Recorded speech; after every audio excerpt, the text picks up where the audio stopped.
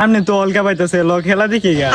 খেলা দেখ কে গা টিকেট কেনার টিয়া আছে তোর কাছে? জার্সি কেনার টিয়া আইতো নাই বেটা, আবার খেলা দেখবার যাবি। এ বেটা কত টিয়া লাগবে বেটা? আমার আব্বা বিদেশ থাকে, কইলি তো বেটা ডলার ফাটাই দিবে। সামনের মাসে যে 2000 টিয়া আসলে তোর আব্বার কাছে, বিদেশ তো আয়া দাউদা দৌড়াইছে তোর। সমস্যা নাই, অন ফুল ইসলাম কইছে টিয়া ফাটাইবো। আচ্ছা বুঝলাম, তোর আব্বা টিয়া দিব, কিন্তু বিমানের ভাড়া জানিস কত?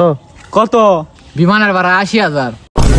80,000? আমরা সিট নিতাম না, খারু যান যাইতো না, খারু গেলে কম টিয়া নিবো, স্ট্যান্ডিং টিকিট কাটাম। তুমি এটা লোকাল ট্রেন পাইছো যে স্ট্যান্ডিং টিকেট কেটে খারো যায় বাগা, ভাড়া কম রাখবো। যে ভাই হোক বেটা যাম গা, খেলা দেও লাগবো, চাক্কা ধরে হইলো যাম গা। আচ্ছা মানলাম তুই বিমানের চাক্কা ধরে যাবি গা, কিন্তু এখানে যে স্টেডিয়াম ডোহার যে টিকিট লাগবো, হোটেল ভাড়া লাগবো, রুম ভাড়া লাগবো, এটি কেটা দিব? মানলাম তোর আব্বা উগান্ডা থাকে, কইলে ডলার ফাটাই দিব, কিন্তু ইনো থাক আর যে খরচ হইব 5-6 লাখ, এইটি একেলা দিব।